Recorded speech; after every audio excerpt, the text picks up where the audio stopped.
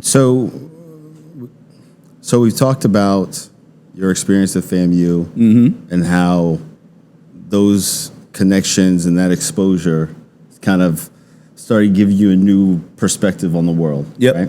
So I do want to talk about your business your experience and through your entrepreneurial endeavors, but I do want to talk about your stint kind of working in the corporate environment. Yeah. And tell me a little bit about kind of going from college, going into the corporate world.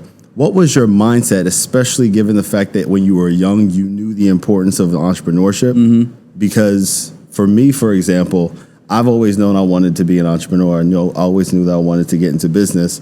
And maybe it's because I'm the youngest of four. Yep. Maybe it's because, my Nigerian parents were basically saying you have no room to make mistakes. Yep.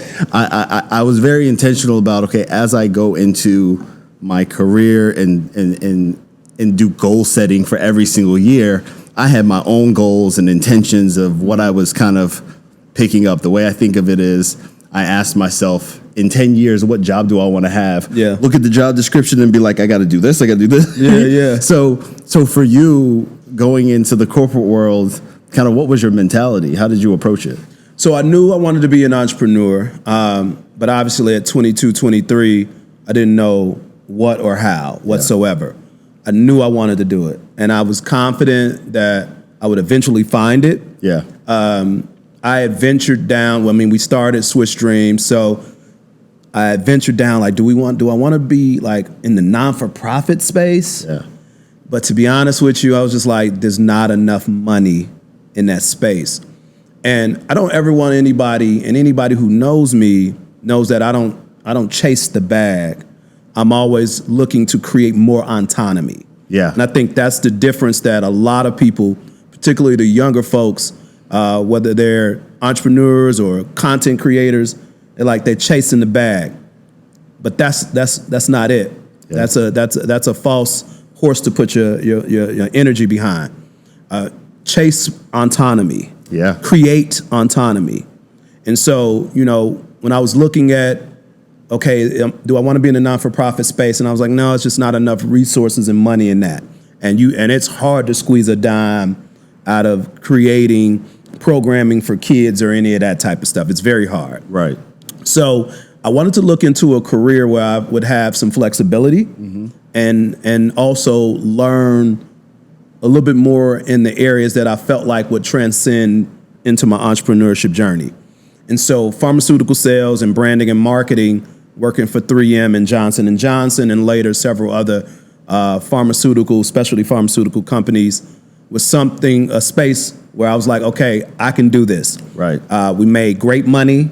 We had company cars, company phone, company computer, and did I say company car too? That was an area where I was like, okay, I see there's immense flexibility. Yeah. And that's something that I wanted.